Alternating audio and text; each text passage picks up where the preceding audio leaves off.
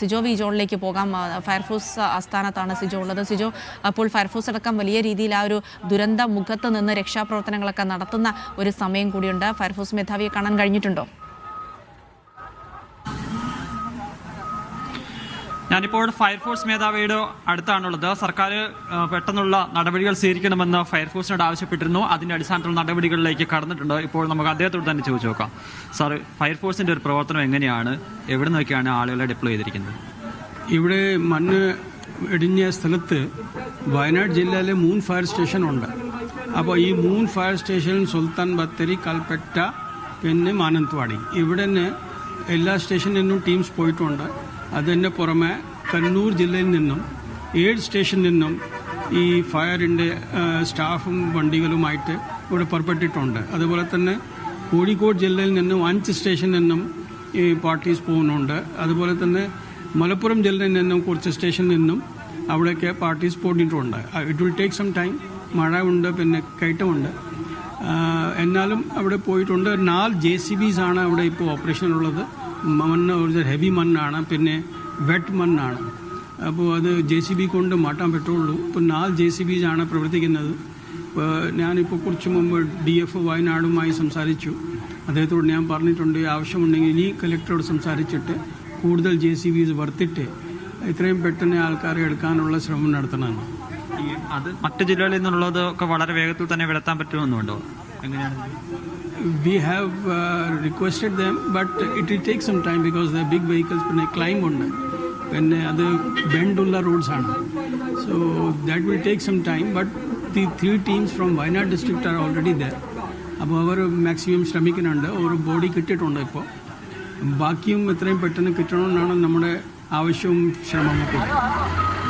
കൂടുതൽ ആളുകളെ ആവശ്യമെങ്കിൽ വേഗത്തിൽ തന്നെ ഡിപ്ലോയ് ചെയ്യാനുള്ള കാര്യങ്ങൾ ചെയ്തിട്ടുണ്ട്. Already teams are already on the way. അപ്പോൾ കുറച്ച് കഴിഞ്ഞിട്ട് അവർ എത്തുമായിരിക്കും. ഏത് നിമിഷം വരാം. നമുക്ക് കുറച്ച് സിറ്റുവേഷൻസ്, കുറച്ച് വിവരങ്ങൾ ലഭിക്കുന്നുള്ളൂ അല്ലേ നമ്മുടെ ടീമിൽ? അതെ, കുറച്ചുകൂടി കൂടുതൽ വിവരം കിട്ടിയാൽ അറിയിക്കാം. ഇതുവരെ 7 പേരുടെ ആണെന്ന് ഞാൻ കേട്ടത്. ഞാൻ മനസ്സിലായത് ഒരു 2 സൈറ്റ് എഞ്ചിനീയറുണ്ട്, 2 സെക്യൂരിറ്റിക്കാരുണ്ട് കമ്പനിയുടെ, പിന്നെ അല്ലാതെ ഒരു ഓപ്പറേഷൻസ് ചീഫ് എന്ന് പറയുന്നത്, പിന്നെ അല്ലാതെ പിന്നെ 3 സ്റ്റാഫുണ്ട്.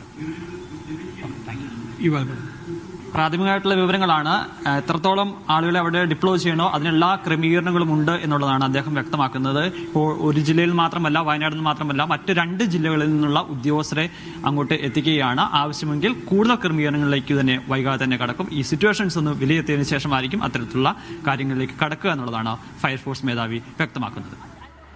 യെസ്, അപ്പോൾ ഫയർഫോഴ്സ് മേധാവി കൂടെയാണ് സംസാരിച്ചത്. അദ്ദേഹം പറയുന്നത് കാര്യങ്ങളൊക്കെ കൃത്യമായി അവലോകനം ചെയ്തുകൊണ്ട് ആവശ്യമുള്ള സന്നാഹത്തെ ആ സ്ഥലത്തേക്ക് അയക്കാൻ കഴിഞ്ഞിട്ടുണ്ട്. രക്ഷാപ്രവർത്തനം ഊർജിതമാക്കാൻ ഫയർഫോഴ്സ് മേധാവിക്കടക്കം നിർദ്ദേശം നൽകിയിരുന്നു ആഭ്യന്തരമന്ത്രി. അതിൻ്റെ അടിസ്ഥാനത്തിൽ കൂടി വളരെ വിജിലൻ്റായ ഒരു പ്രവർത്തനം ഫയർഫോഴ്സ് അവിടെ നടത്തുന്നുണ്ട് എന്നുള്ളതാണ്. അപ്പോൾ ഫയർഫോഴ്സും പോലീസും ഒപ്പം തന്നെ ദുരന്ത നിവാരണ സേന, അത് സംസ്ഥാന ദുരന്ത നിവാരണ സേനയും ദേശീയ ദുരന്ത നിവാരണ സേനയും ഒക്കെ ചേർന്നുകൊണ്ടുള്ള ഒരു രക്ഷാപ്രവർത്തനം. അതിനപ്പുറത്തേക്ക് മുഖ്യമന്ത്രി സ്ഥിരീകരിക്കുന്നു, ആ ദുരന്തത്തിൽ ഒരാൾ മരിച്ചു എന്നുള്ള വിവരം കൂടി മുഖ്യമന്ത്രി സ്ഥിരീകരിക്കുന്നുണ്ട്. അതാരാണ് എന്നുള്ള കാര്യത്തിലൊരു സ്ഥിരീകരണം അല്പസമയത്തിനുണ്ടാകും. അദ്ദേഹം പറഞ്ഞതനുസരിച്ച് 7 പേരാണ് ഇപ്പോൾ ആശുപത്രിയിൽ ചികിത്സയിലുള്ളത്, പരിക്കേറ്റിട്ട്. മറ്റ് 7 പേർ ഈ സ്ഥലത്ത് മിസ്സിംഗ് ആണ്, അവരെ കാണാനില്ല എന്നുള്ളത് കൂടിയാണ് പ്രാഥമികമായി ലഭിച്ചിരിക്കുന്ന വിവരം.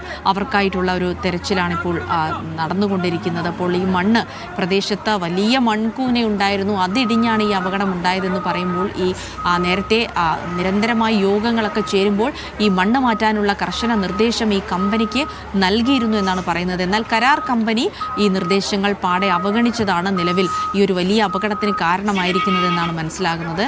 മന്ത്രിയുടെയും കലക്ടറുടെയും നിർദ്ദേശം കരാർ കമ്പനിക്ക് ലഭിച്ചിരുന്നെങ്കിലും അത് മണ്ണ് കൂട്ടിയിട്ടതാണ് വലിയ പ്രശ്നമായത്. മണ്ണ് നീക്കാനുള്ള ഒരു നടപടിയും ഉണ്ടായിട്ടില്ല. അതുകൊണ്ട് തന്നെയാണ് മന്ത്രി ടി സിദ്ദിഖ് അടക്കമുള്ള ആളുകൾ പറഞ്ഞു വെച്ചതൊരു മനുഷ്യനിർമ്മിതമായ ദുരന്തമാണ് അവിടെ ഉണ്ടായത് എന്നുള്ളതാണ്. എന്തായാലും ജോലിയുടെ ഭാഗമായി എത്തിയ ഒരുപാട് ആളുകൾ ഇനിയും 7 പേരെ കാണാനില്ല എന്ന് പറയുമ്പോൾ അവരെയൊക്കെ കണ്ടുപിടിക്കേണ്ടതുണ്ട്. വളരെ ഊർജിതമായ രക്ഷാപ്രവർത്തനങ്ങൾ ആ പ്രദേശത്ത് തുടരുകയാണ്.